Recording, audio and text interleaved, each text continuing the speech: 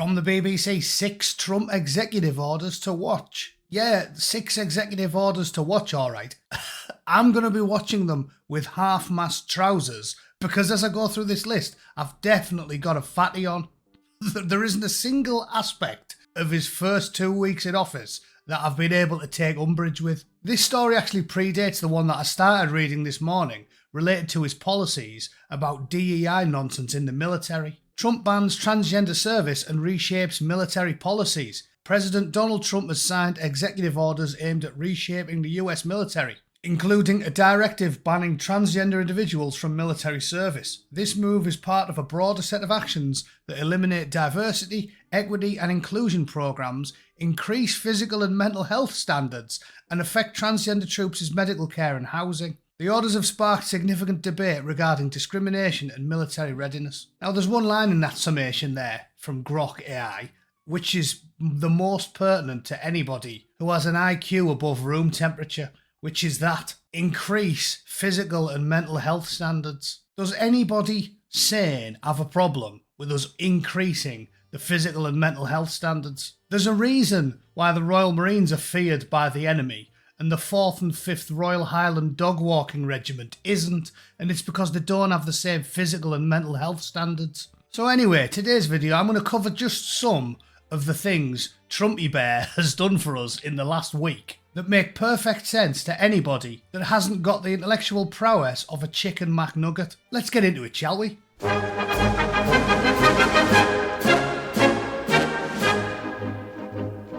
Right then, in this fantastic BBC article, we're going to hear them try and explain to us why great ideas are actually terrible ideas. Yes, they are bending their will towards somehow jamming square pegs through round holes with surprising gusto. So let's have a read. Here are 6 of Trump's eye-catching actions with analysis by BBC reporters who give their verdict on whether each order could take effect. Jesus, with analysis by BBC reporters, like that's a good thing. I'd rather read an analysis from Robbo, the local tramp, who can usually be found daubing gibberish on the side of the local petrol station in human feces.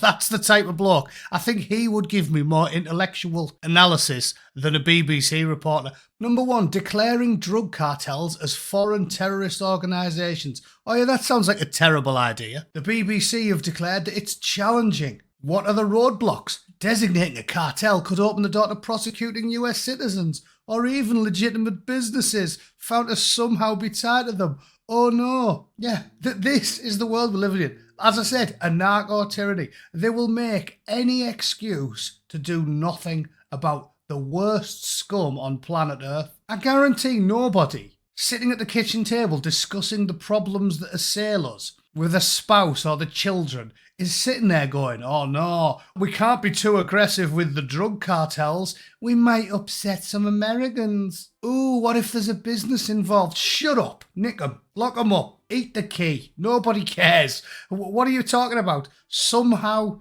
prosecute legitimate businesses. In what way? A business that buys drugs off cartels? Am I supposed to care about their fees, am I? There's videos of these cartels literally lopping people's heads off with chainsaws. I've seen the footage, right? It's been floating around on X before. They want to throw roadblocks in the way of anything. These are the people who write stories like, here's 10 reasons why it's impossible to defund the BBC. Here's 10 reasons why it's impossible to deport Abu Hamza. And another 10 blokes who have a penchant for hissing backpacks and scattering themselves across pop venues in a desperate attempt to murder the infidel. We're sick of all the excuses. Just do it. Do it. Crush the cartels. And if occasionally, maybe somehow, a US business inadvertently gets embroiled in it and then a subsequent investigation tells us that they didn't actually know that the cartel was involved, well then we'll cross that bridge when we come to it and they'll get exonerated. But just because some woke naysayer can come up with possible hypothetical reasons why perhaps maybe someone who's not involved might end up getting involved in it doesn't mean you throw the baby out with the bathwater, does it? We're sick of the excuses. We want to see action. So get it done, Donald. Number 2 is pulling out of the Paris Climate Accord. This one is at least deliverable. Thanks, Nadine. However, the US is responsible for around 11% of global greenhouse emissions, making it the second biggest polluter behind China. This damages the global effort to limit emissions. Only 11%? It's alright. Maybe we'll be 12% in a year's time. Not a big problem, as our Chinese friends are building coal power plants 365 days a year. Its withdrawal in the past has raised issues of trust on climate leadership. Trust.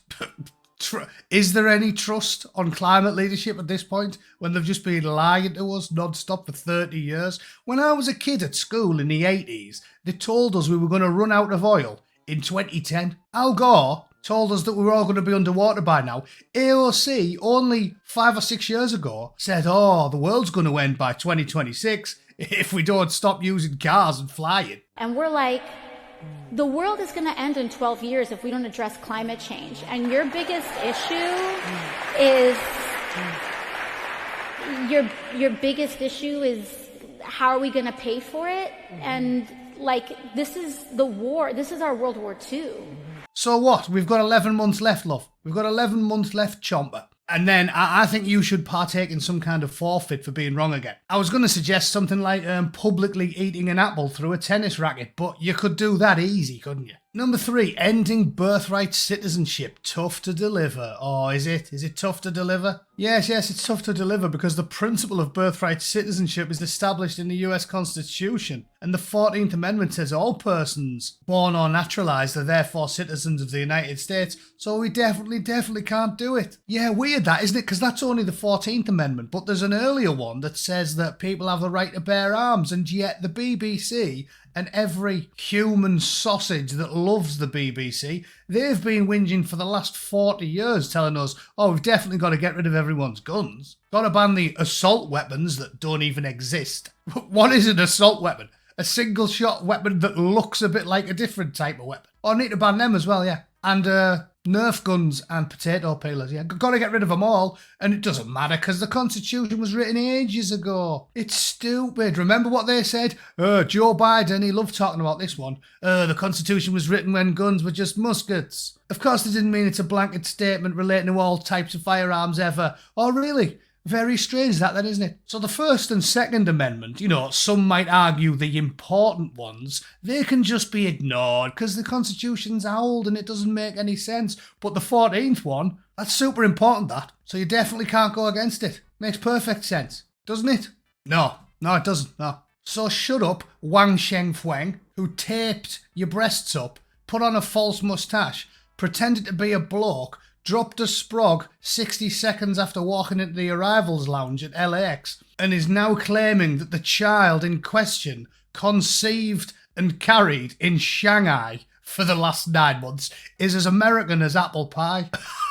Really? Is this an argument we need to have? I don't think so, no. And we both know the reverse isn't true, don't we? If me and my missus move to China, I'll tell you what, I'll even go one better. We'll conceive the child in China and carry it for 9 months in China. But when the little pasty blue-eyed lad is toddling around Beijing, I don't think many of the locals will say, sorry, I'll translate for you. That pasty blue-eyed little shit is as Chinese as Chairman Mao. Right?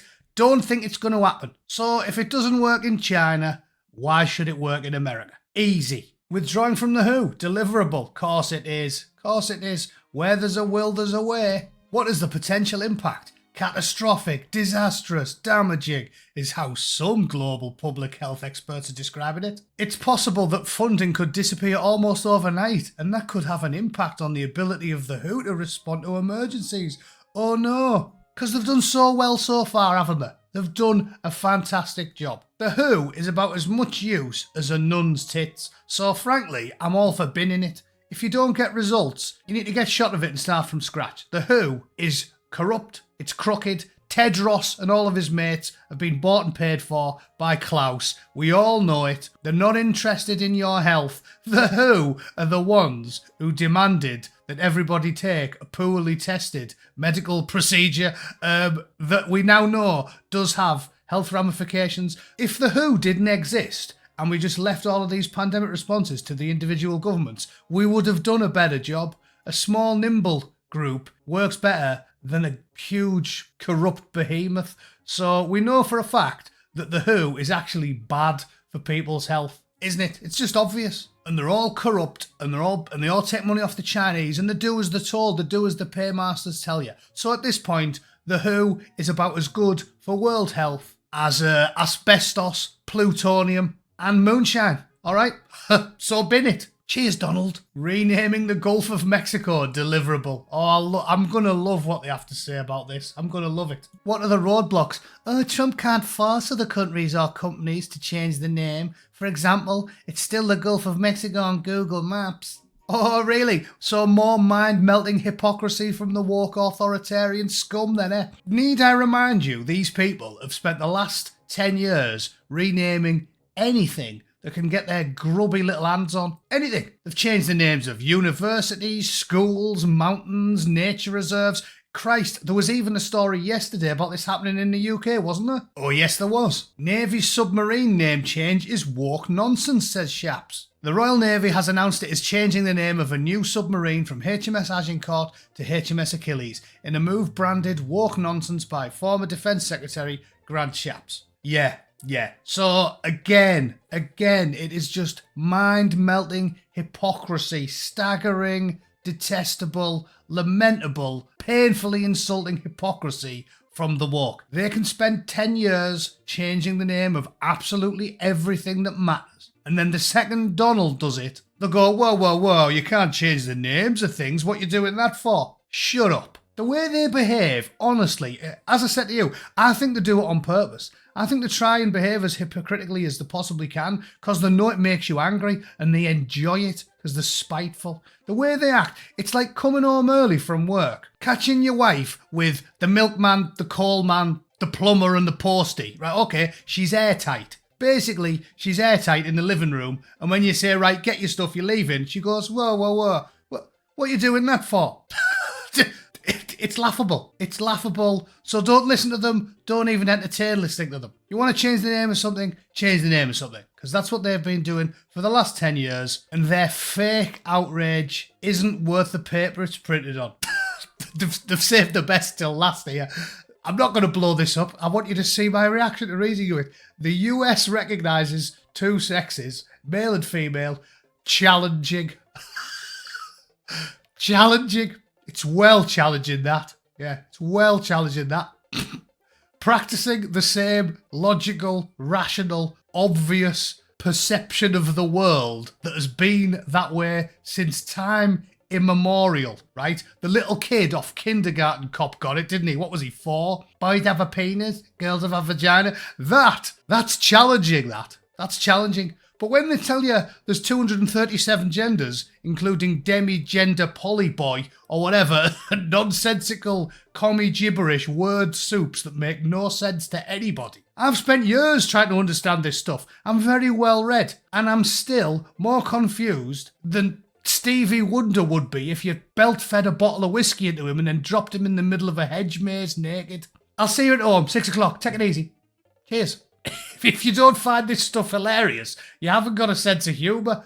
This is challenging. Yeah, recognising reality is challenging. Tell us why, BBC. The Human Rights Campaign, which is worthless, which represents LGBT... No, hang on. It doesn't know, does it? It claims to represent them. Who voted for the Human Rights Campaign? Who? The only way a person or organisation can claim to represent people is if they win legal representation via the medium of an election. The mayor represents you because thousands of people have a big election and they vote for them. I guarantee I could find you thousands. In fact, you know what? If I really put some effort in, millions of people that happen to be gay or lesbian, and probably some of the Qs and the pluses as well, that vote Conservative, vote Republican, vote Liberal, old-fashioned Liberal, vote Libertarian or Green, who agree with Trump's policy.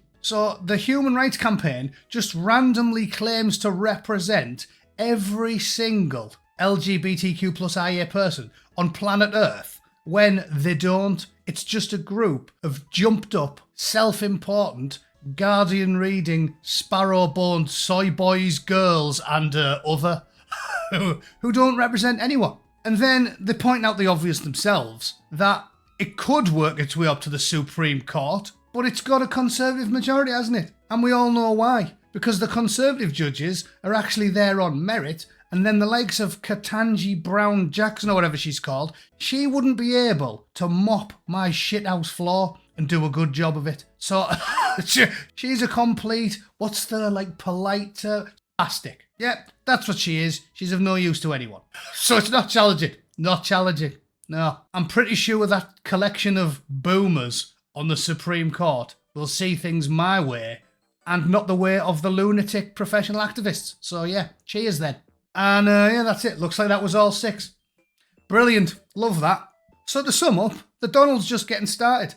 I agree with almost every aspect of his platform from the last 2 weeks, and I'm very pleasantly surprised by how it's gone.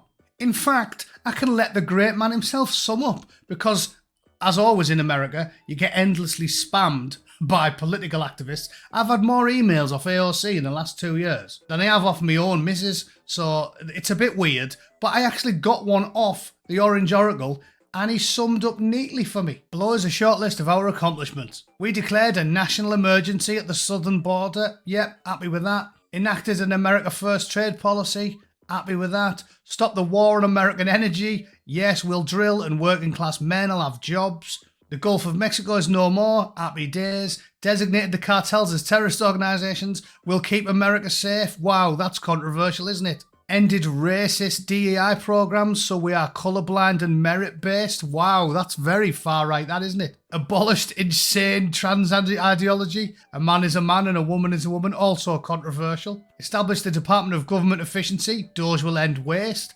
Granted pardons and commutations to J6 hostages. We've all seen the videos of them politely walking around the Capitol and shaking hands with the police officers. I think we can agree that's a good idea.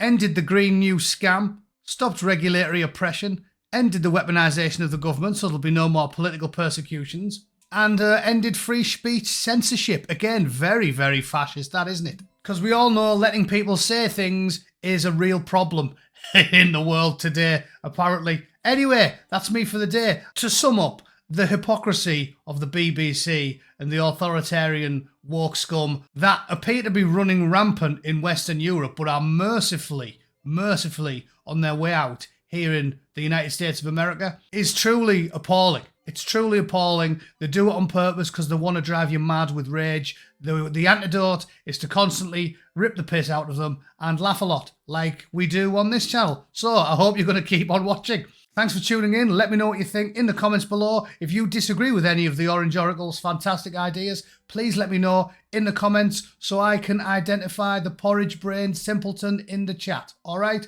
Thanks for tuning in. See you all tomorrow. Toodle pip. Cheers.